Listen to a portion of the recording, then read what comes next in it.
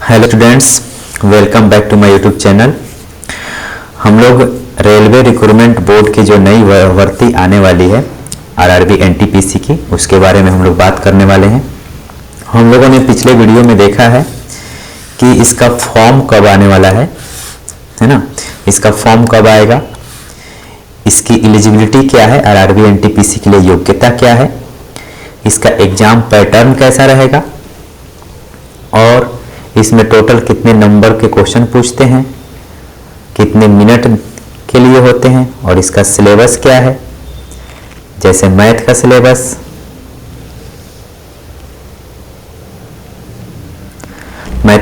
ये है, वैसे ही रीजनिंग का सिलेबस, फिर उसके बाद ये जनरल नॉलेज जीके जीएस का सिलेबस, ये हम लोग सब पिछले वीडियो में डिस्कस कर चुके हैं। इसके साथ ही साथ हम लोग देखे थे सिलेक्शन प्रोसेस के बारे में।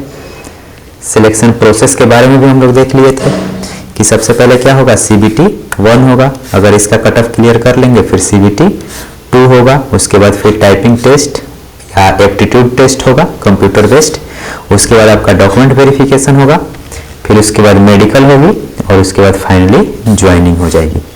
मेडिकल होगी और फिर फाइनली ज्वाइनिंग हो जाएगी। ठीक है, इस तरह के वीडियो को हम लोग पिछले इतने टॉपिक को हम लोग पिछले वीडियो में डिस्कस किए थे। अब आगे हम लोग देखते हैं किस टॉपिक से कितने और किस लेवल के क्वेश्चन पूछे जाते हैं। तो हम लोग यहाँ पे देखते हैं मैथमेटिक्स के कौन कौन से टॉपिक हैं और वहाँ से कितने क्वेश्चन पूछे जाते हैं। ठीक है, तो जहाँ मैथ की अगर बात करते हैं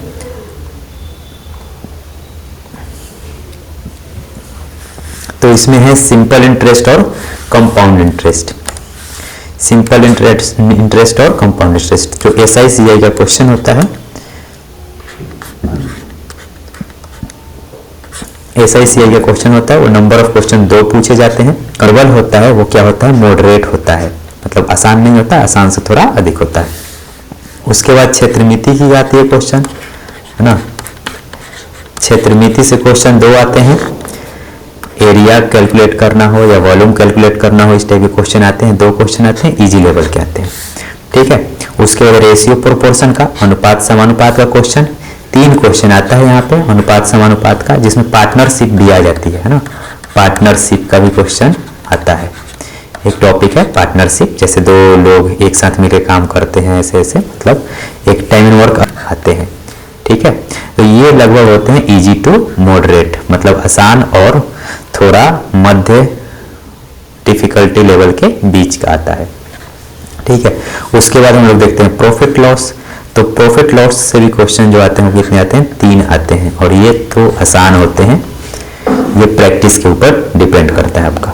ठीक है, उसके बाद ज्योमेट्री के क्वेश्चन आते हैं, 2 क्वेश्चन आते हैं ज्योमेट्री के जो कि इजी टू मॉडरेट होते हैं।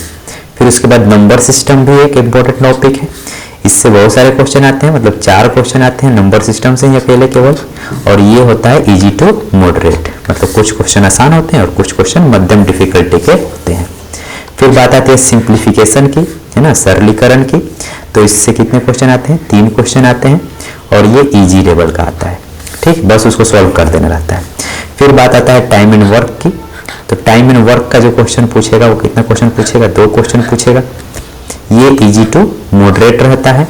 उसके बाद स्टैटिस्टिक है, सांख्यिकी है, इससे 1 क्वेश्चन आता है और ये आसान ही रहता है।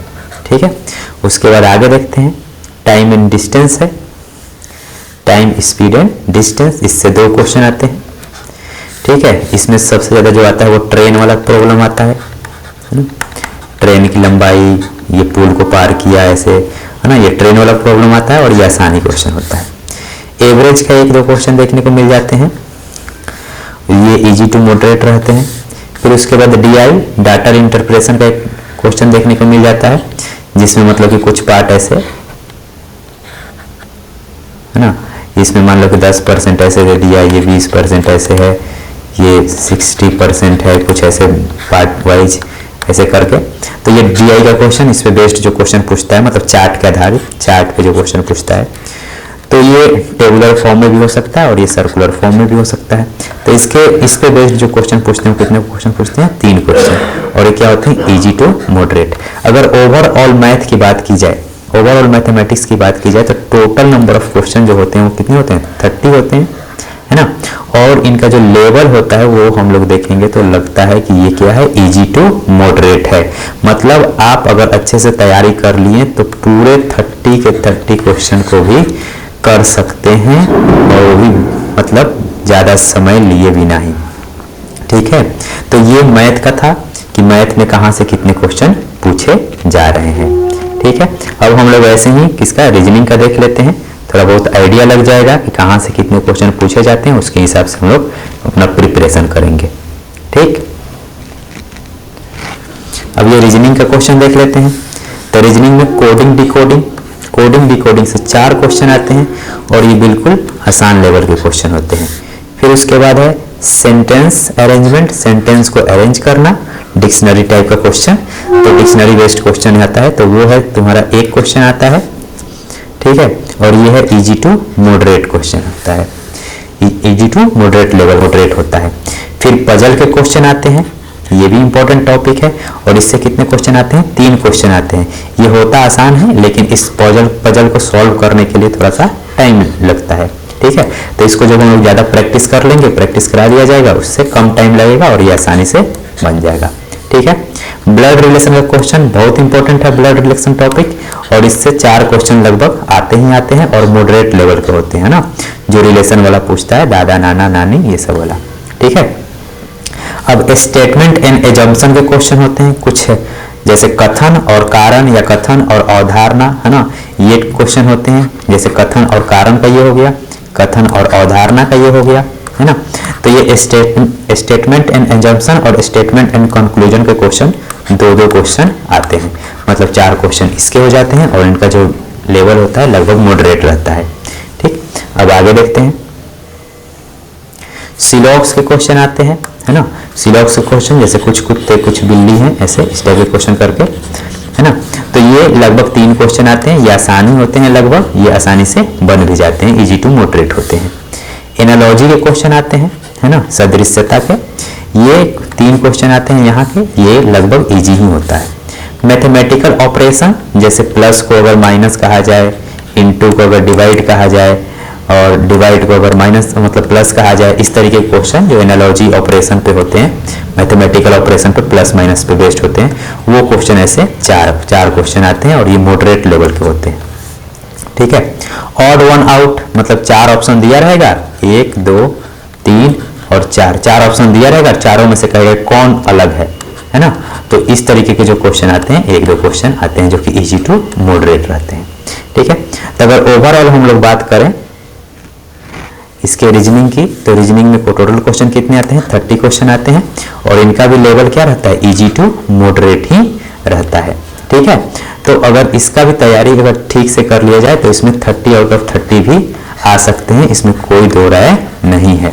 ठीक है, क्योंकि जो भी पेपर आता है इसमें डिफिकल्टी लेवल जो भी है वो इजी टू मॉडरेट ही है या मैक्सिमम इजी ही है। ठीक है, अब आगे हम लोग हाँ जीके जीएस में बात करते हैं हम लोग। जीके जीएस और करंट अफेयर्स का जो पार्ट है उसमें हम लोग देख लेते हैं कहाँ से कितने क्वेश्चन आते हैं। तो इतिहास से जो है, हिस्ट्री से जो क्वेश्चन आते हैं वो अधिकतम आते हैं। वो कितने आते हैं? 7 नंबर के क्वेश्चन केवल इतिहास से अकेले आते हैं। ठीक है, और इनका जो लेवल होता है वो क्या होता है? मॉडरेट होता है, मतलब ठीक ठाक लेवल का पूछता है जो भी क्वेश्चन होता है इसमें। ठीक, उसके बाद जियोग्राफी से क्वेश्चन आते हैं, 1-2 क्वेश्चन देखने को मिल जाते हैं जियोग्राफी से भी, और ये आसानी लेवल का होता है। ठीक है, बाकी पॉलिटी से तो कंफर्म 2 क्वेश्चन देखने को मिलते हैं। अनुच्छेद पे आधारित होता है ना, या कहाँ से संविधान के किस हिस्से को किस देश से लिया गया है, इस टाइप का क्वेश्चन होता है। तो ये पॉलिटी पे जो क्वेश्चन होते हैं वो 2-3 क्वेश्चन कंफर्म किसी भी पेपर में जिसमें कंपटीशन में अगर जीके जीएस पूछ रहा है तो उसमें पूछता है। ठीक है, अब आगे हम लोग देख लेते हैं स्टैटिक्स का। स्टैटिक जीके का जो पार्ट होता है उसमें 2-3 क्वेश्चन स्टैटिक के पूछ लेते हैं जो कि मॉडरेट लेवल का ही होता है। फिर उसके बाद बायोलॉजी इंपॉर्टेंट है, बायोलॉजी के 6 से 7 क्वेश्चन पूछ लेते हैं, मतलब क्वेश्चन पूछता ही है। इसमें ज़्यादा इम्पोर्टेंट कौन खोज करता है। फिर उसके बाद इलनेस पे पूछ देता है ना, उसके बाद किस विटामिन की कमी से वो जो रोग होता है वो पूछ देता है। इस टाइप के क्वेश्चन मतलब पूछते रहते हैं। मतलब पूरे के पूरे बायोलॉजी से लगभग कितने क्वेश्चन आते हैं, 7 क्वेश्चन आते हैं, ठीक है। उसके बाद बात आती है केमिस्ट्री की, तो केमिस्ट्री से 2-3 क्वेश्चन पूछ दिए जाते हैं। और उसके बाद फिजिक्स से, तो फिजिक्स के भी 3-4-5 क्वेश्चन रहते हैं जो कि इजी टू मॉडरेट लेवल के ही रहते हैं, ठीक है। तो अगर साइंस की बात की जाए, ओवरऑल साइंस की बात की जाए, तो साइंस सिर्फ पढ़ लेने मात्र से ही अगर उसके कुछ टॉपिक को अच्छा से क्लियर कर लिया जाए तो इसका जो अगर लेवल हम लोग देखते हैं तो इजी टू मॉडरेट, इजी और इजी टू मॉडरेट है, तो ये क्लियर हो जाएगा, ठीक है। आगे हम लोग देख लेते हैं। कंप्यूटर के 4 क्वेश्चन फिक्स होते हैं, है ना। कंप्यूटर के जो भी क्वेश्चन पूछा जाता है वो 4 क्वेश्चन, वो भी एकदम बिल्कुल इजी लेवल का होता है ना। बहुत आसान क्वेश्चन पूछे जाते हैं, बस केवल थोड़ा सा भी कंप्यूटर का नॉलेज है और तो ये क्वेश्चन लग जाते हैं, है ना। करंट अफेयर्स की, तो करंट अफेयर्स के 11 क्वेश्चन पूछे जाते हैं, यानी कि 10 से 11 क्वेश्चन इसके पूछे जाते हैं और ये इजी टू मॉडरेट रहते हैं, है ना। ये लगभग रेगुलर पढ़ना पड़ता है जब तक कि आपका एग्जाम ना हो जाए, ठीक है। और इस तरीके से अगर देखें तो टोटल क्वेश्चन जो रीजनिंग में मतलब ये जो जीके जीएस में आते हैं वो कितने आते हैं, 40, और इनका भी लेवल क्या रहता है, इजी टू मॉडरेट रहता है, ठीक है। ये हम लोगों ने डिस्कस किया कि लगभग किन टॉपिक से कितने नंबर के क्वेश्चन आते हैं और कौन कौन सा टॉपिक ज़्यादा इंपॉर्टेंट है। पूछे गए क्वेश्चन के हिसाब से कितना ज़्यादा क्वेश्चन पूछा है वो ज़्यादा इंपॉर्टेंट है, उसको ठीक से पढ़ना पड़ेगा, ठीक है। पढ़ना तो टोटल पड़ेगा, अच्छे से पढ़ना पड़ेगा, लेकिन उन टॉपिक पे ज़्यादा ध्यान दिया जाएगा जहाँ से क्वेश्चन ज़्यादा पूछ रहा है, ठीक है। अब हम लोग देख लेते हैं कि मैंने पिछला लास्ट जो एनटीपीसी का पेपर हुआ था उसको मैं दिया था, अटेम्प्ट किया था, CBT 1, है ना। CBT 1 का ये रिजल्ट है, मेरा रिजल्ट है, ठीक है। तो मैंने रांची जोन से फॉर्म भर रखी थी, रांची जोन से। मेरा नाम रितेश कुमार है, जैसा कि आप लोग जानते हैं, है ना।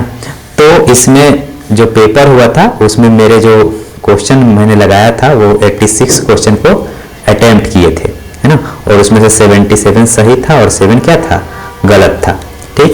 टोटल क्वेश्चन आए थे 100, है ना।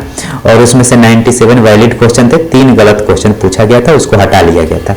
ये 3 क्वेश्चन हटाने के बाद और कुछ नॉर्मलाइजेशन करने के बाद मेरे जो मार्क्स बने थे वो बने थे 93.122, मतलब कि 93 मार्क्स नॉर्मलाइजेशन के बाद आए थे। अगर रो मार्क्स अगर देखा जाए तो रो मार्क्स था 76.9 यानी कि 77, ठीक है। तो डिफिकल्ट, जैसा आपका पेपर अगर डिफिकल्ट होगा तो उसी के हिसाब से नॉर्मलाइजेशन जब होता है तो आपके मार्क्स बढ़ जाते हैं, ठीक है।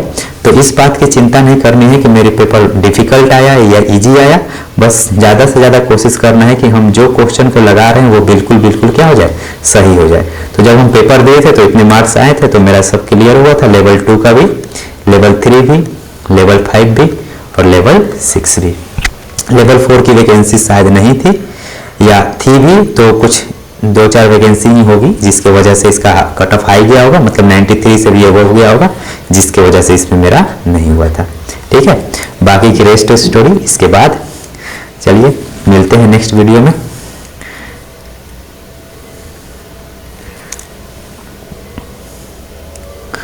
ठीक है, बाकी की नेक्स्ट स्टोरी नेक्स्ट वीडियो में देखते हैं, ठीक है।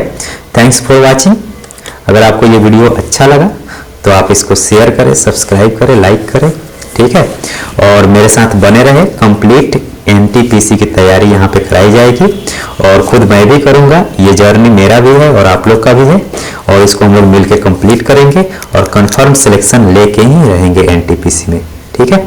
अगर आपको कोई भी डाउट होता है, किसी भी तरीके का क्वेश्चन है तो उसको कमेंट बॉक्स में लिखें, उसका नेक्स्ट वीडियो में आंसर दिया जाएगा, ठीक है। Thank you.